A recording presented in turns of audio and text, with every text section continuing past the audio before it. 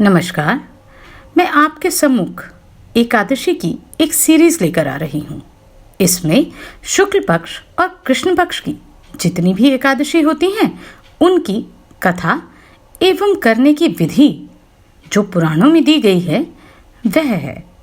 मेरे चैनल को like, subscribe और अधिक से अधिक मात्रा में शेयर करें, क्योंकि अब तक जो भी विधि आप सुनते आ रहे हैं उनकी पुराणों में कोई भी सत्यता नहीं प्रमाणित हुई। आप सभी से अनुरोध है कि एक बार आरंभ करने पर इसे पूर्ण अवश्य सुने। इसको पूर्ण सुनने के अनेक पुण्य प्राप्त होते हैं और आधे में छोड़ने के पाप के भागी भी आप बनते हैं। यदि आप किसी कारणवश इस विधि के अनुसार व्रत ना भी कर पाए तो भी इसको मानसिक तौर पे करने से भी आपको उसका पुण्य प्राप्त होता है। इस अध्याय में हम एकादशी की विधि और उत्पत्ति कथा जानेंगे।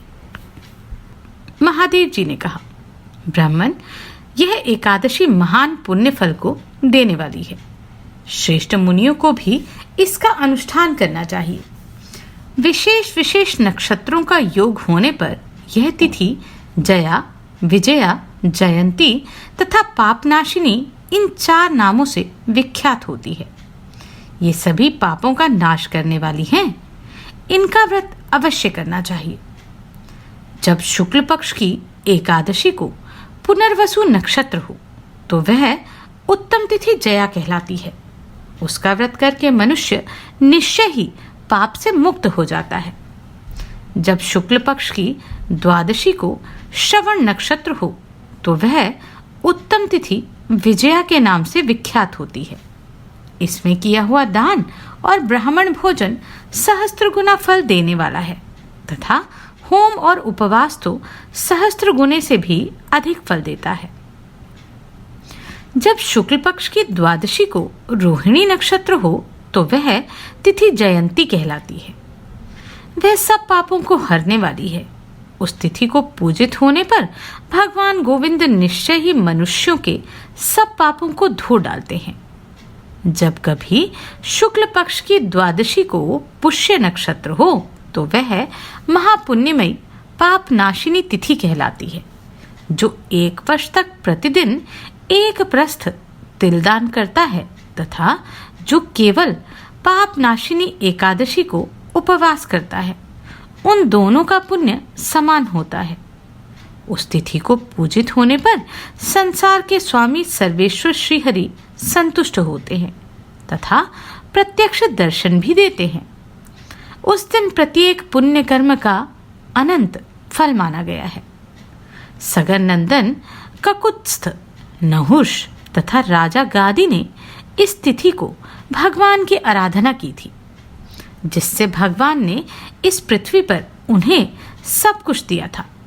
इस तिथि के सेवन से मनुष्य 7 जन्मों के कायिक, वाचिक और मानसिक पाप से मुक्त हो जाता है। इसमें तनिक भी संदेह नहीं है। पुष्य नक्षत्र से युक्त एकमात्र पापनाशिनी एकादशी का व्रत करके मनुष्य 1000 एकादशियों के व्रत का फल प्राप्त कर लेता है। उस दिन स्नान, दान, जप, होम, स्वाध्याय और देव पूजा आदि जो कुछ भी किया जा सकता है उसका अक्षय फल माना गया है। इसके लिए प्रयत्नपूर्वक इसका व्रत करना चाहिए। जिस समय धर्मात्मा राजा युधिष्ठिर पंचम अश्वमेध यज्ञ का स्नान कर चुके, उस समय उन्होंने यदुवंशावतंस भगवान श्री कृष्ण से इस प्रकार प्रश्न किया, प्रभो, नक्त व्रत तथा एक भुक्त व्रत का पुण्य एवं फल क्या है? जनार्दन, यह सब मुझे बताइए।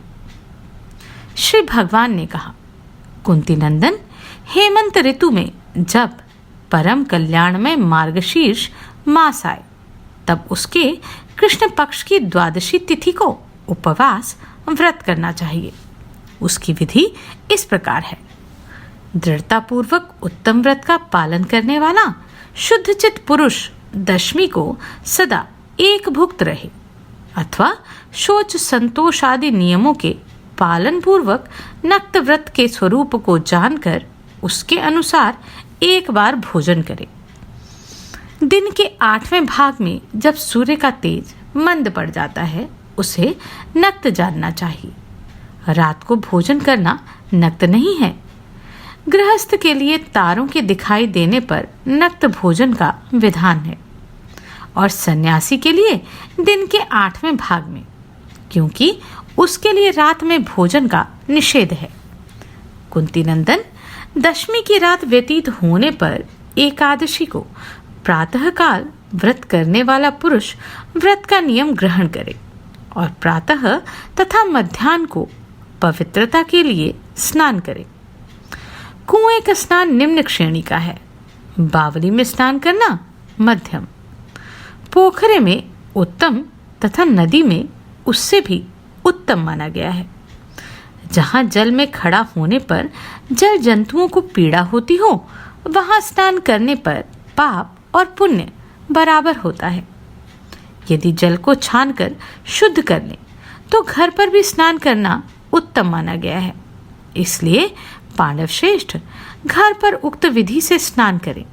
स्नान के लिए निम्नांकित मंत्र पढ़कर शरीर में मृतिका लगा लें। अश्वक्रांते रथक्रांते विष्णुक्रांते वसुंधरे मृतिके हर में पापम यन्मया पूर्व संचितम। वसुंधरे, तुम्हारे ऊपर अश्व और रथ चला करते हैं।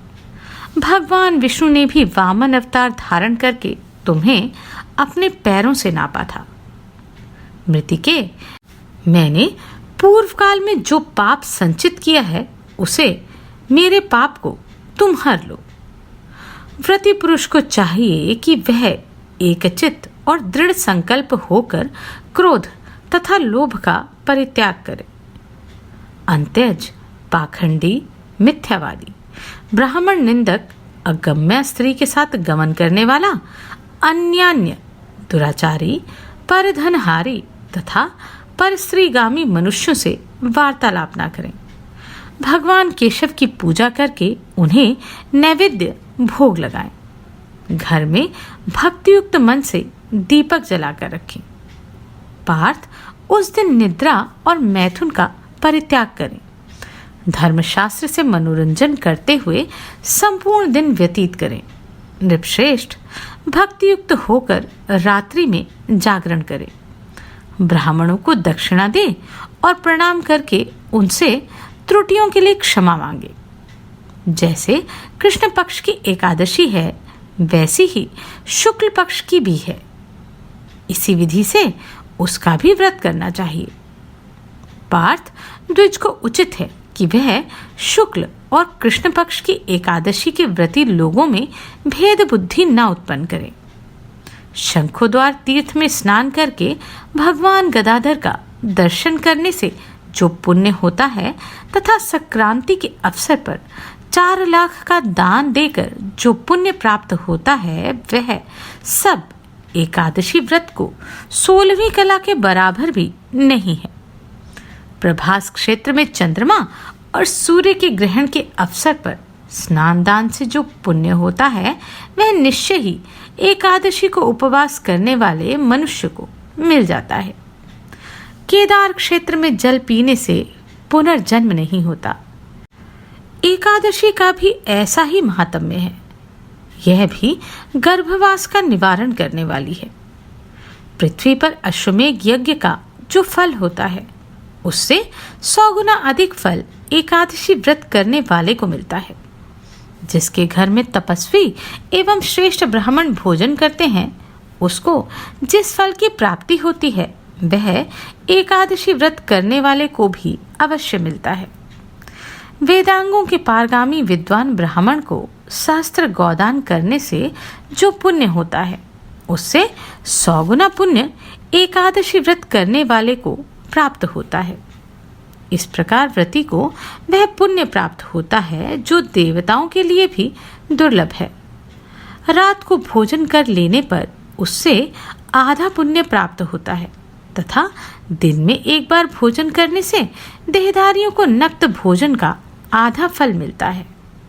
जीव जब तक भगवान विष्णु के प्रिय दिवस एकादशी को उपवास नहीं करता तभी तक तीर्थ, दान और नियम अपने महत्व की गर्जना करते हैं। इसलिए पांडव श्रेष्ठ, तुम इस व्रत का अनुष्ठान करो। कुंती नंदन, यह गोपनीय एवं उत्तम व्रत है जिसका मैंने तुमसे वर्णन किया। हजारों यज्ञों का अनुष्ठान भी एकादशी व्रत की तुलना नहीं कर सकता।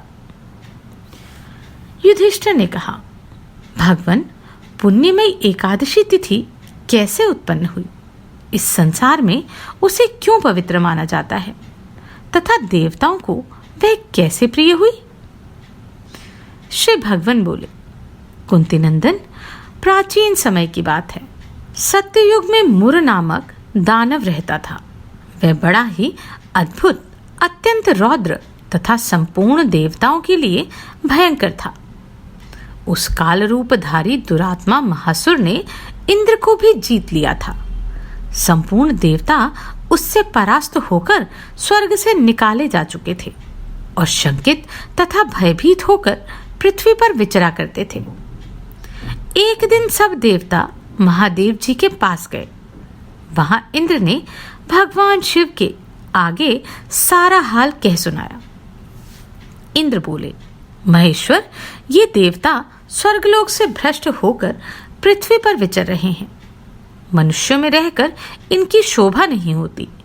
देव, कोई उपाय बतलाइए। देवता जिसका सहारा ले। महादेव जी ने कहा, देवराज, जहां सबको शरण देने वाले, सबकी रक्षा में तत्पर रहने वाले जगत के स्वामी भगवान गरुड़ध्वज विराजमान हैं, वहां जाओ। वे तुम लोगों की रक्षा करेंगे। भगवान श्री कृष्ण कहते हैं, युधिष्ठिर, महादेव जी की बात सुनकर परम बुद्धिमान देवराज इंद्र संपूर्ण देवताओं के साथ वहां गए। भगवान गदाधर क्षीर सागर के जल में सो रहे थे। उनका दर्शन करके इंद्र ने हाथ जोड़कर स्तुति आरंभ की।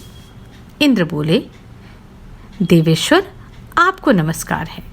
देवता और दानव दोनों ही आपकी वंदना करते हैं। पुंडरीकाक्ष, आप दैत्यों के शत्रु हैं। मधुसूदन, हम लोगों की रक्षा कीजिए। जगन्नाथ, संपूर्ण देवता मुर नामक दैत्य से भयभीत होकर आपकी शरण में आए हैं। भक्त वत्सल, हमें बचाइए। देव देवेश्वर, हमें बचाइए। जनार्दन, हमारी रक्षा कीजिए, रक्षा कीजिए। दानवों का विनाश करने वाले कमल नयन, हमारी रक्षा कीजिए। प्रभु, हम सब लोग आपके समीप आए हैं, आपकी ही शरण में आ पड़े हैं। भगवान, शरण में आए हुए देवताओं की सहायता कीजिए। देव, आप ही पति, आप ही मति, आप ही कर्ता और आप ही कारण हैं। आप ही सब लोगों की माता और आप ही इस जगत के पिता हैं। भगवान, देव देवेश्वर, शरणागत वत्सल देवता भयभीत होकर आपकी शरण में आए हैं। प्रभो, अत्यंत उग्र स्वभाव वाले महाबली मुर नामक दैत्य ने संपूर्ण देवताओं को जीतकर इन्हें स्वर्ग से निकाल दिया है। इंद्र की यह बात सुनकर भगवान विष्णु बोले, देवराज, वह दानव कैसा है? उसका रूप और बल कैसा है तथा उस दुष्ट के रहने का स्थान कहाँ है? इंद्र बोले, देवेश्वर, पूर्व काल में ब्रह्मा जी के वंश में तालझंग नामक एक महान असुर उत्पन्न हुआ था जो अत्यंत भयंकर था। उसका पुत्र मुर दानव के नाम से विख्यात हुआ। वह भी अत्यंत उत्कट, महापराक्रमी और देवताओं के लिए भयंकर है। चंद्रावती नाम से प्रसिद्ध एक नगरी है, उसी में स्थान बनाकर वह निवास करता है। उस दैत्य ने समस्त देवताओं को परास्त करके स्वर्गलोक से बाहर कर दिया। उसने एक दूसरे ही इंद्र को स्वर्ग के सिंहासन पर बैठाया है। अग्नि, चंद्रमा, सूर्य, वायु तथा वरुण भी उसने दूसरे ही बनाए हैं। जनार्दन, मैं सच्ची बात कह रहा हूं। उसने सब कोई दूसरे ही कर लिए हैं। देवताओं को तो उसने प्रत्येक स्थान से वंचित कर दिया है। इंद्र का कथन सुनकर भगवान जनार्दन को बड़ा क्रोध हुआ। वे देवताओं को साथ लेकर चंद्रावती पुरी में गए देवताओं ने देखा दैत्यराज बारंबार गर्जना कर रहा है। उससे परास्त होकर संपूर्ण देवता 10 दिशाओं में भाग गए। अब वह दानव भगवान विष्णु को देखकर बोला, खड़ा रह, खड़ा रह।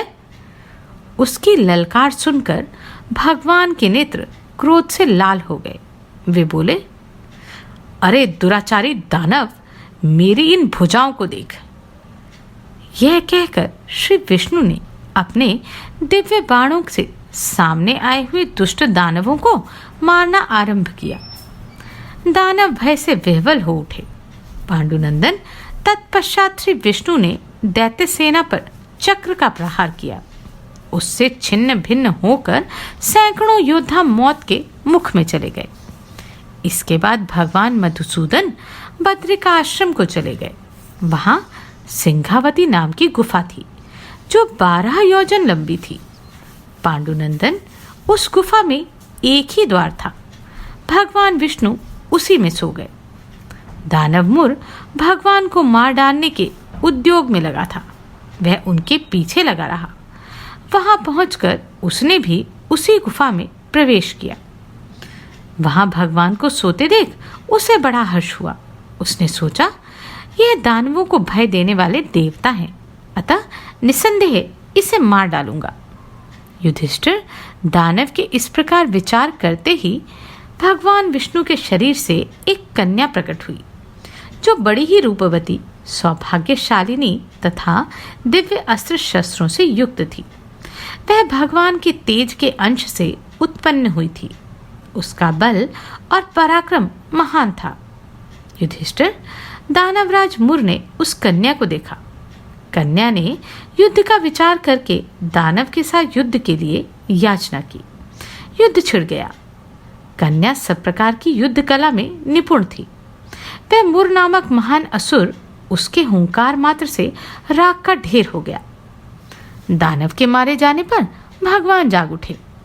उन्होंने दानव को धरती पर पड़ा देख पूछा, मेरा यह शत्रु अत्यंत उग्र और भयंकर था, किसने इसका वध किया?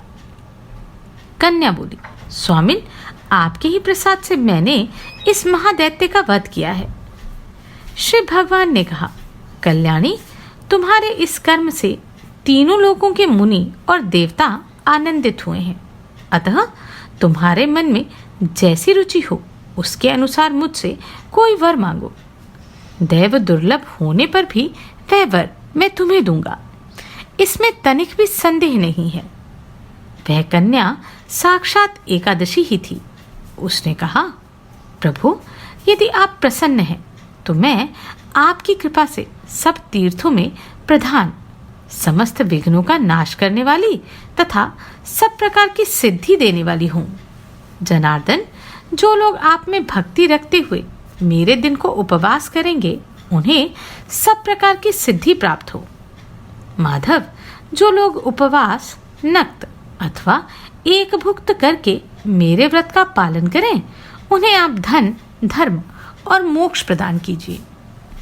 श्री विष्णु बोले, कल्याणी, तुम जो कुछ कहती हो वह सब पूर्ण होगा। भगवान श्री कृष्ण कहते हैं, युधिष्ठिर, ऐसा वर पाकर महाव्रता एकादशी बहुत प्रसन्न हुई। दोनों पक्षों की एकादशी समान रूप से कल्याणकारी होने वाली है। इसमें शुक्ल और कृष्ण का भेद नहीं करना चाहिए।